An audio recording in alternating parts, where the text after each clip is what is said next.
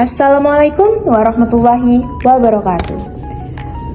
Di sini kami kelompok 2 ingin menjelaskan siklus asam sitrat yang merupakan tahap ketiga dalam proses respirasi aerob.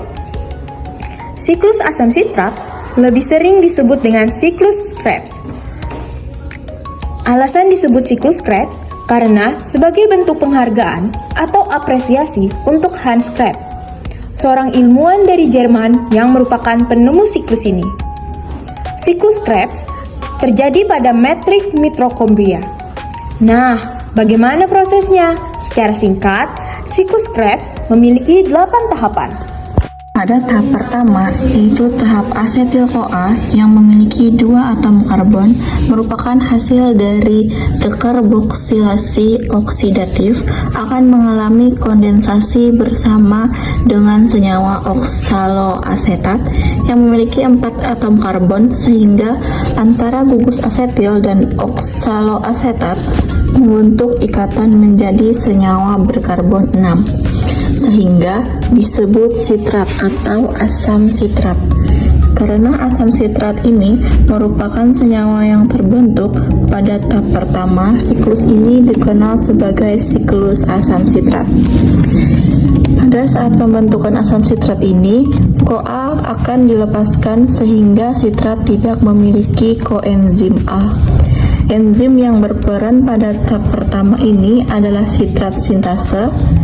Lalu selanjutnya, pada tahap kedua, sitrat mengalami perubahan yang disebut isositrat yang memiliki 6 karbon. Karena reaksi yang terjadi pada tahap ini hanya isotorisasi atau pengubahan dari satu senyawa ke senyawa lain yang masih memiliki rumus senyawa yang sama. Nah, pada tahap ini terjadi 2 reaksi, yaitu reaksi pertama, pelepasan molekul air atau H2O yang prosesnya dikenal dehidrasi.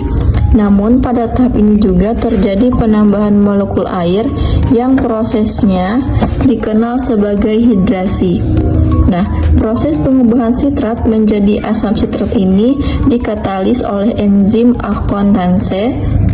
Lalu pada tahap 3, isositrat yang memiliki 6 karbon akan diubah menjadi alpha-ketoglutarat yang memiliki 5 karbon, sehingga pada tahap ini terjadi pelepasan ikatan yang berarti ada elektron yang dilepaskan. Elektron yang dilepas akan diterima oleh NAD+, sehingga membentuk NADH. Lalu pada tahap ini pula terjadi proses dekarboksilasi atau pengurangan karbon berjumlah 1 karbon ini akan membentuk CO2. Enzim yang berperan adalah isositrat dehidrogenasi. Lalu tahap keempat, alpha-ketoglutarat yang memiliki 5 atom karbon akan diubah menjadi suksinil koenzim yang memiliki 4 atom karbon. Berarti pada tahap ini juga terjadi dekarboksilasi atau pelepasan 1 karbon. Nah, 1 karbon ini akan membentuk molekul karbon dioksida pula. Selain itu, pada tahap ini terjadi reduksi NAD+, sehingga membentuk NADH karena pada tahap ini terjadi pengubahan dari alpha-ketoglutarat menjadi suksinil CoA. Berarti terjadi penambahan CoA yang masuk pada reaksi ini, sehingga CoA akan berikatan dengan senyawa suksinil membentuk suksinil CoA. Enzim yang berperan pada tahap ini yaitu alpha-ketoglutarat dan dehidrogenasi. Lalu di tahap kelima, suksinil CoA yang memiliki 4 atom karbon akan diubah menjadi suksinat yang masih memiliki atom karbon. Pada tahap ini tidak ada kehilangan atom karbon seperti tahap sebelumnya.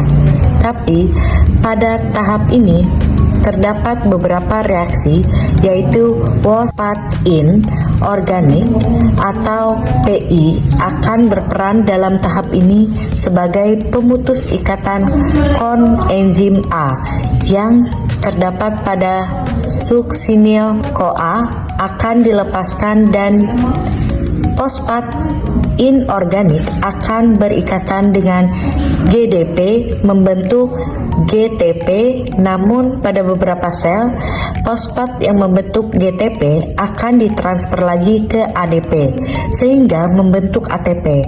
Baik GTP maupun ATP, keduanya memiliki energi yang setara. Enzim yang berperan dalam tahap ini adalah suksinil CoA sintase. Lalu di tahap yang keenam, suksinat yang memiliki 4 karbon akan diubah menjadi pumarat yang memiliki 4 karbon pula. Nah, pada tahap ini terjadi pelepasan elektron sehingga elektron akan ditangkap oleh MAD membentuk FADH2. Enzim yang berperan untuk mengetali senyawa suksinat pumarat adalah suksinat dehidrogenase. Lalu di tahap 7 terjadi pengubahan pumarat menjadi malat. Enzim yang berperan pada tahap ini adalah pumase.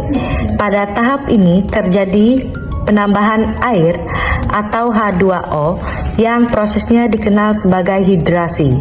Berikutnya tahap 8, malat akan diubah kembali menjadi oksalasetat. Pada tahap ini pula terjadi pembentukan NADH yang berasal dari NAD+. Enzim yang berperan dalam tahap ini adalah malat dehidrogenase.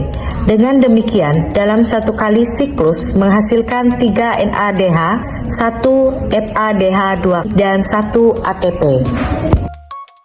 Kemudian siklus Krebs ini menghasilkan 6 NADH, 2 FADH2 dan 2 ATP.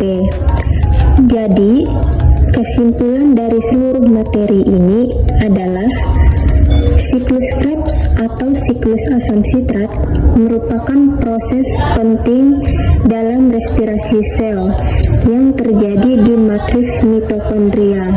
Pada tahap ini, asetil AOA diuraikan menjadi karbon dioksida sambil menghasilkan energi dalam bentuk NADH, FADH2 dan sedikit ATP.